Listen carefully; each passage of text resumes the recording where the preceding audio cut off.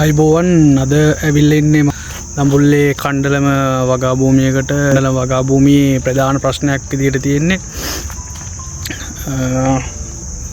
දැන් පැල තවාණකින් අරන් තියෙනවා. ඒ තවාණෙන් අරගෙන මාසයක් විතර වෙන්නේ. දැන් පැල හදලා බිම හිටවලා දවස් 15ත් 20ත් අතර ප්‍රමාණයක් වෙන්නේ. එතකොට පැල හිටවනකොට අපි දාලා තියෙන මේකට දාලා තියෙනවා කාබනික පොර ටිකක් රසායනික පොර යාරමිලා කම්ප්ලෙක්ස් පොඩි ප්‍රමාණයක් එක්ක තමයි පැල හිටවන්න දාලා තියෙන්නේ. ඊට පස්සේ ගැටලුව බල යනකොට කොළ හොඳටම කහ පාට දම් පාටට හුරු ගතියක් ඇවිල්ලා තියෙනවා. ගලවලා බලනකොට නෙමටෝඩා පැල තියෙන්නේ. එතකොට පැල 650කින් හොඳ පැල තියෙන්නේ. පැල පොඩි ප්‍රමාණයක් 180ක් විතර නෙමටෝඩා මේ වගාවේ ව්‍යාප්ත වෙලා තියෙනවා. ඒ නිසා මම මුලින්ම බැලුවේ පස් එකේ ගැටලුවක්ද කියලා.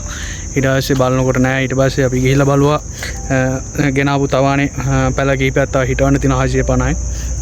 ඒ පැල ටිකක් ගලවලා බැලුවා පැකට් වල. ඒ පැකට් එකේ ගලවලා බලනකොට ඒ රෝග ලක්ෂණයම ඒ විදිහට මේ ආකාරයෙන්ම තියෙනවා. එතකොට මේ වගේ වගාවක් කරන කෙනෙක් හරි දුක්ඛිත තත්ත්වයක් මේක. මේ වගේ දෙයක් වෙන එක ආසාවෙන් වගාව පටන් ගන්න වගාව අලුත් වගාවක් කරන්න පටන් ගන්න තමන් ගාව තියෙන ධනය ආයෝජනය කරලා මුදල ආයෝජනය කරලා අලුතින් වගාව පටන් ගන්න කෙනෙක්ට හරි අවදානම්. ඉතින් මේ වැඩේ මං ඉල්ලන්නේ වෙන දෙයක් නෙමේ. ඔබ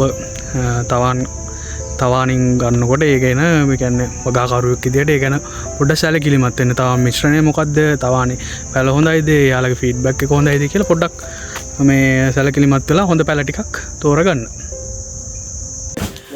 යාරමිලයි කැටපොහොරයි තුනම එකට කලවම් කරලා තමයි දුරට අරගෙන පැකට් තුනයි යාරමිලා භාගය. එහෙම දාලා තමයි මේ හිටවන්න කලින් පස් මිශ්‍රණය හදාගත්තේ ගස්වල. ප්‍රශ්න වෙලා තියෙන්නේ නෙමටෝඩා. පැල 650ක් 80ක් වගේ පැල එතන තියෙනවානේ. මේ බිමෙන් ආව කියලා කියන්නත් බෑ අපිට. අර ගෙනාව පැකට් වල බාදි පැකට් එකෙත් තියෙනවා. පැකට් වලත් ලෙඩ ඇවිල්ලා තියෙනවා. දැන් මේ ඔව්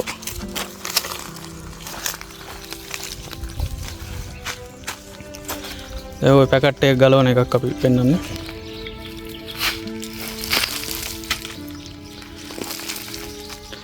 පැකට් එකෙත් මේ තියෙන ගැට සම්පූර්ණ පැලේම මේ මුල් ටිකේ ගැට ඇවිල්ලා තියෙනවා. එතකොට මේ ගොවි මහත්තයාගේ ප්‍රශ්නයක් නෙවෙයි. ගොවි බිමේ ප්‍රශ්නකුත් නෙමෙයි. මේ පැලේ දුන්න කෙනාගේ ප්‍රශ්නකුත් නෙමෙයි වෙන්න ඇති. මේ පැලේ ප්‍රශ්නයක් තියෙන්නේ. සම්පූර්ණ මේ නෙමටෝඩ හැදිලා තියෙන පොට් එකේ තියෙනකොට සියලුම වගාකරුවන්ට කියන්නේ අලුතින් වගා කරන්න හිතන කට්ටියට මේ දේ කියන්නේ සාමාන්‍ය වගා කරන්න කලින් හොඳ බීජ පැලයක් හරි හොඳ ලේයර් පැලයක් හරි පේර වගාවක් හෝ වේවා අඹ වගාවක් හෝ වේවා ඕනම වගා ශේෂ්ත්‍රයක හොඳ පැලයක් තෝරගන්නේ කොහොමද? හොඳ පැල තියෙන්නේ කොහෙද? හොඳ තවාන් පැල හොඳ ෆීඩ්බැක් එකක් තියෙන තවාන් කොහෙද තියෙන්නේ?